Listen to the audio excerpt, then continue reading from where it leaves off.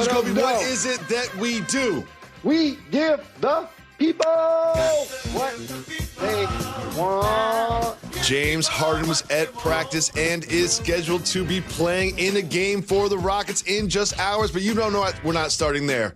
We had the game of the year last night on Monday Night Football, a back and forth affair between division rivals, Browns and Ravens, and this is what happened at the end. The Browns, a little too soft in their defense, watched as Lamar Jackson led them down, and then that was the kick that won the game. Jalen, big win for the Ravens to stay alive in the playoffs. What did you think about the MVP's performance last night? See, record-wise, you go into this game and feel like Cleveland has the better record. This is their chance to get over the hump and show that they can play with the Ravens, show that they can play with the Steelers. I thought Baltimore would win, and the final drive said a lot. Lamar returns, it's 4th and 5. He gets a chance to hit his best target in his security blanket, Andrews, a couple of times. The best kicker in the NFL, Tucker, makes another 50-plus yard field goal. That guy's a weapon as a kicker. He's like a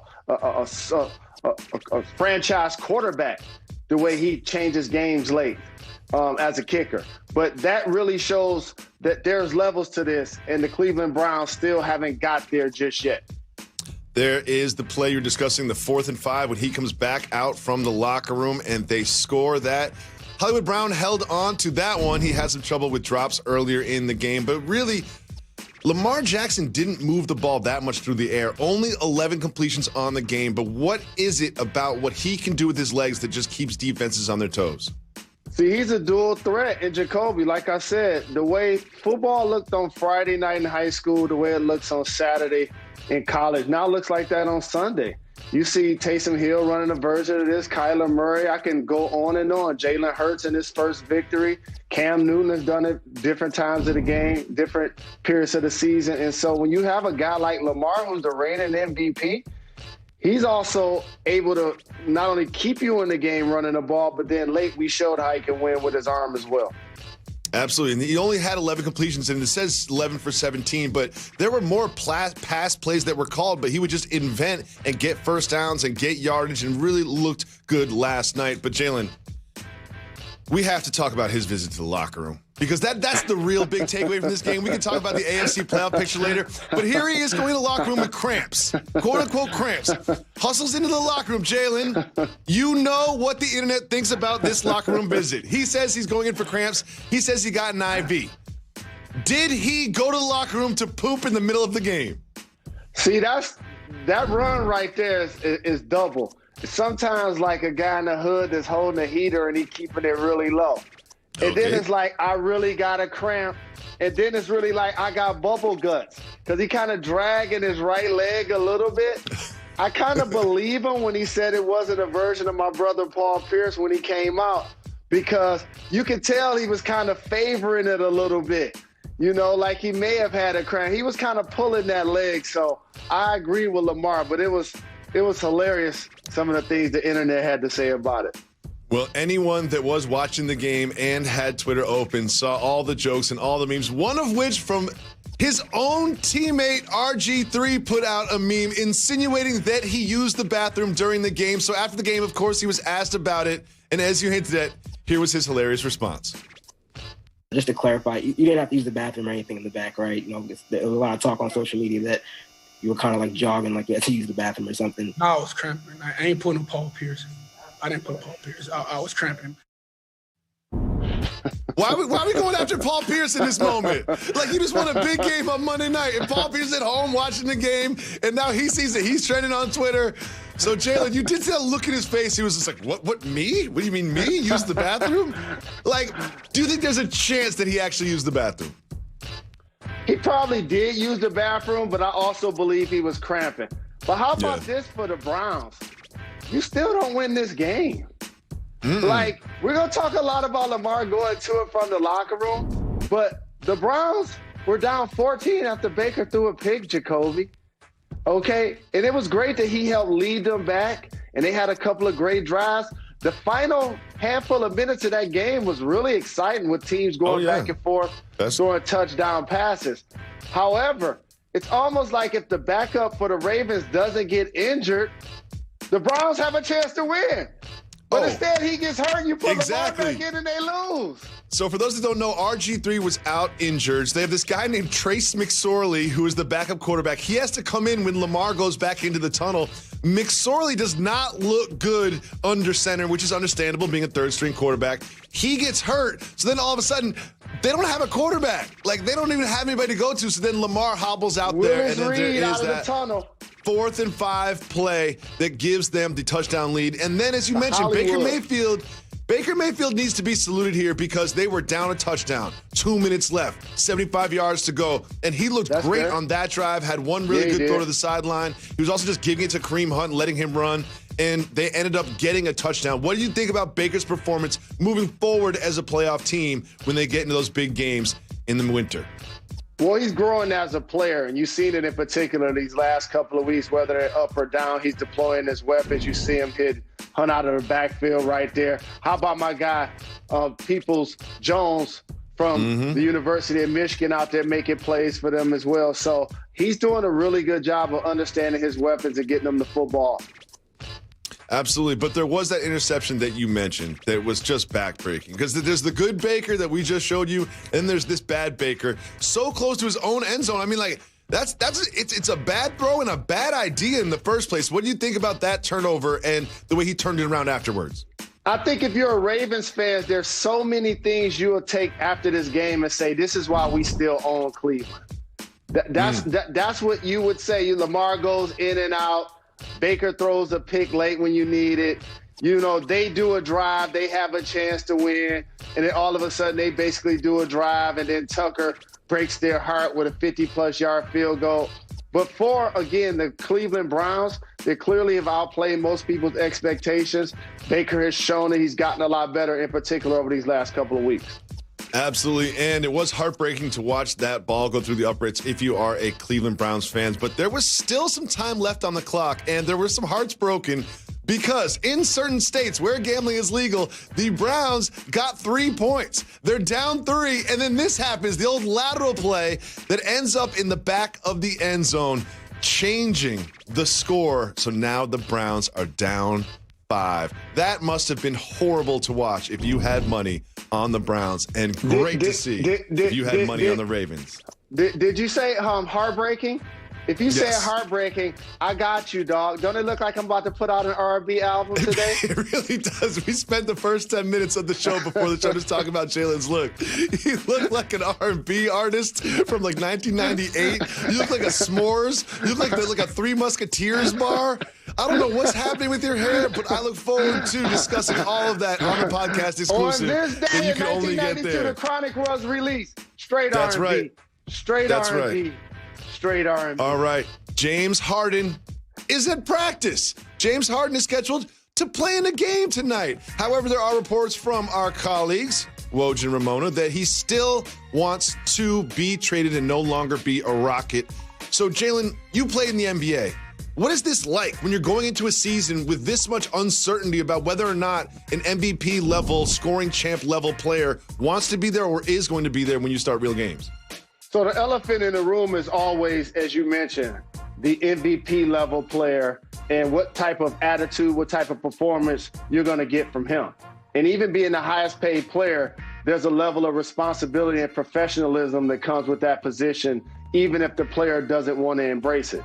So for James Harden, for him to be back in practice, it shows the organization, it shows the fan base that he's going to be a professional, even though he doesn't want to be there. But selfishly, I want to tell you, the other guys are worried about themselves. John Wall ain't played basketball in 2 years. He's so happy when he hits somebody with the hezzy with the ball in the right and go back to his left and finish at the hoop and feel like he's still able to make some plays. And Boogie Cousins doing pick and pops, knocking down three-point shots. He went to Golden State, didn't get a ring. Went to the Lakers, they got a ring, but he got injured. And he never got top dollar. Look at all of these people that's getting big-time contracts. This is a guy that was getting 25 and 10 easily in the game. And so both of those guys are looking to get their game back. Now, as a domino effect, it could affect the guys that James are closer to. Like Trevor Ariza just got traded there. You know, I'm pretty sure part of the reason is because of that relationship. Another guy, P.J. Tucker.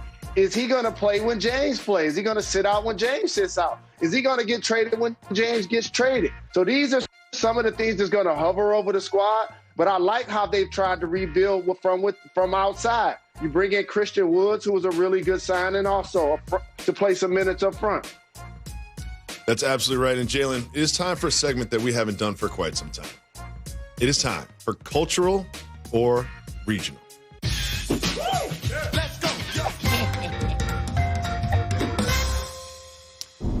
Jalen, because of your 90s R&B look today, we have a special cultural regional. You do look like you're in a Model of Sorts magazine ad for Sean John. That's what you look like right now. So we have the man that created Sean John, P. Diddy, with this cultural regional question. Let's see the tape first. He's taking the sugar, adding it to the bolognese sauce. Not just a little bit of sugar. That's a soup spoon right there into the bolognese sauce, Jalen. Putting sugar in your spaghetti, cultural or regional? It's definitely cultural. That's not a kitchen. That's a palatial estate restaurant-looking kitchen. And by the way, that red sauce, you got to sweeten it up a little bit. I don't love red sauce. I prefer white sauce. But I tell you, if you're going to use that red sauce, you want to put a little sugar in that thing and sweeten it up. So I definitely think that's cultural. No chance am I ever putting sugar in bolognese sauce. Jalen, this is definitely cultural. When we come back, we have MVP hopeful Luka Doncic on the floor for the Mavs and much more. Stay tuned. You're watching Jalen and Jacoby. Street Seaport District of Manhattan and brought to you by Chase. Welcome back to Jalen and Jacoby. It is time for the segment where you decide what we discuss. It's time for Keep It Moving. Dang. Woo. If you would like to discuss the topic, say hit the brakes. If not, we will keep it moving. And we start with MVP hopeful Luka Doncic taking the floor in his first preseason game. Keep moving, hit the brakes. Luka looked good, dropped 27 points and had 8 rebounds in a win over the Bucks. What did you think of Luka, and what are your expectations for him in the Mavs this season? Going into this season, I'm going to use a term called the Luka leap. And he took it last year from a guy that wasn't an all-star to a guy that became an all-NBA top 10 caliber player, leading his team to the playoffs. This year, John Morant, Trae Young, Devin Booker, players that weren't in the playoffs last year are going to be in line to make the kind of leap that Luka did over the previous couple of seasons. I just want to say, if you are on Twitter and you are trying to body shame Luka and say he's out of shape, you got to take a long look in the mirror, because I know summer 2020, we all gained a few, and Luka's no different. He will play his way back into shape. Moving on. We also had Zion Williamson last night. Keep moving or hit the brakes. Hit the brakes on this, too. The big story about this one is he is no longer on a minutes restriction, played over 33 minutes in this one, which is the third longest he's ever played an NBA game, and it's only the preseason. Do you expect him to really have no restrictions whatsoever when it comes to load management and minute management? I believe him. When you see him, you're going to acknowledge the power. But for him to continue to be effective, it's going to be about the pace. His ability to play off the bounce and drive the basketball to the hoop. His ability to get loose balls, long rebounds, and get out on the fast break and catch lobs. He averaged basically a point per minute. He averaged around 25 last year, Jacoby, in his first year. Like, Zion's going to continue to improve and put up monster numbers. It's going to be unorthodox looking sometime because like a bowling ball a little bit. Is he the 3? Is he the 4? Is he the 5? But he's still going to be very effective and an anchor to build around, along with Ingram for the Pelicans. Ingram had 22, and I also want to show you this dunk that he had. It was pretty impressive. Over the Heat here, we got Ingram going to his right, and he's just so long, so good, and very Durantish out there. He also took a leap, as you mentioned, Luka did. Look forward to him continuing on his most improved year from last year. Well, Jalen, my favorite player in the National Basketball Association, LaMelo Ball. Let's just celebrate LaMelo Ball. He's my favorite player in the NBA. I love passers. I love facilitators and playmakers, and he has proven in just 2 preseason games that he is that. There he is hitting a 3, and he's just great at moving the ball. Jalen, what do you think about LaMelo Ball so far? So the player I'm going to compare him to, he has a different body type, and Jason Kidd was a lockdown defender. But what you're seeing from Melo is a lot of that passing guys open, giving up good shots to get great shots. That's the court vision that you saw from Jason Kidd. Having people enthusiastic about a skip pass. Having people excited about a hockey assist. And that becomes contagious, and it makes players around you want to run, want to cut and make plays because they know they're going to get fed if they're open. Jalen, his father, LeVar Ball, had some not nice things to say about your favorite NBA franchise. Keep moving or hit the brakes. He's saying what he should say if his son got released. You know the Pistons are my all-time favorite team in any sport. Keep it moving. We keep it moving. We keep it moving. Another young star hit the floor. Ja Morant. We've got some footage of him. Keep moving or hit the brakes. Hit the brakes. Well, he led the Grizzlies to a win over the Timberwolves. Just take me through what you see on the floor from Ja. Well, Ja, you know, to his credit, was one of those players that we celebrated on our program, and now he's gotten so good so fast, you know, it's not a secret anymore. And his ability to put you on your heels, in particular that right-hand bounce, where he can fake it and cross it over and get to the middle, go dunk on you with one hand like we saw last year against Phoenix, and then the two-hand bang-bang last night. Two-handed dunks. Two of them. But There's also, that one and then this one. Karl Anthony Towns makes correct. a business decision right there. I love that. No question. He looking like a young Sprewell attacking the hoop, a shorter version, just like with that level of ferocity and willing to sacrifice his body. We have some good news for another Jalen. Jalen Hurts. Keep moving and hit the brakes. Well, we know since he played well and they won against the Saints, he was starting. We didn't need Doug for that. Keep it moving. We keep it moving. We keep it moving. Well, you mentioned the Saints, and there's some new information about the Saints quarterback. Keep moving or hit the brakes. Of course, we know they're not going to rush a 40-plus-year-old quarterback back into this season, which is his final one. Keep it moving. We keep it moving. We keep it moving. You sure it's his final season? Breaking some I'm news going to here. text Jameis and ask him. You breaking some news? Well, this is interesting. A gentleman is suing Jerry West. Hit the brakes. The gentleman is claiming that he was instrumental in connecting West and the Clippers with Kawhi Leonard and his uncle Dennis, and saying that he was promised $2.5 million and did not get paid a penny. Jalen, what do you think about this story? How about the fact that Jerry West is so much of a legend that he's the logo of the NBA? Just think about that for a second. And not only a terrific, fantastic player and champion, but also in the conversation as greatest executives of all time. And Jacoby, you know this, agents, managers, front office people, presidents, general managers, ownership. This has been happening since the beginning of time. You scratch my back, I scratch your back. On every level, high school, college, it happens. So therefore, if Jerry West owes this man $2.5 million, I believe we may look up soon and they're going to be settling out of court. Because Kawhi did end up playing for the Clippers. They did bring Paul George. And if that was the ticket, judging from Paul George's contract alone, that was a discount. That was a discount. Well, we will see. We will see, because I'm sure there's no sort of contract between these two parties, but something tells me there may have been an arrangement, and if there was, as you mentioned, they will settle out of court. We'll keep you updated on that story. And we have a new versus battle matchup that we can't wait to announce to you right Say after that this. you are watching Jalen and Jacoby. Season continues Thursday night on ESPN at 9 p.m. We have Steph Curry and the Warriors traveling to Sacramento to take on De'Aaron Fox and the Kings. Welcome back to Jalen and Jacoby. Jalen, AD just signed a huge new contract, and sometimes when you do that, you buy yourself a gift for the holidays. Here is Kyle Kuzma filming AD pulling up to practice. Look at that Rolls Royce. Jalen, what do you think of the new car from the new star? First and foremost, he's a 7-footer. I don't like to see those dudes stuffing themselves in really small sports vehicles. That's first off.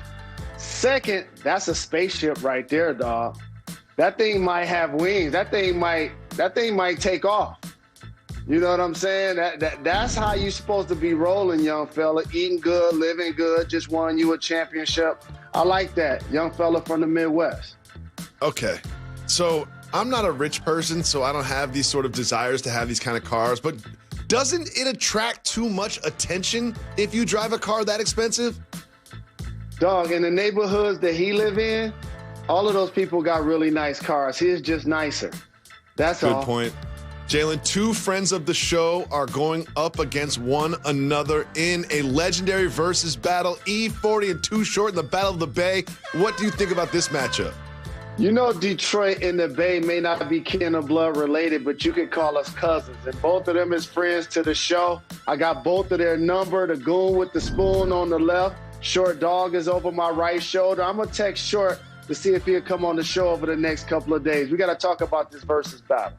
Look forward to having them on the program. And I will say this, it's about the music, but it's also about the chatter in between the songs, and there will be none better than these two when they go back and forth. We'll be back tomorrow at 2 p.m. on ESPN. New Era Jodeci. Say that you got it all.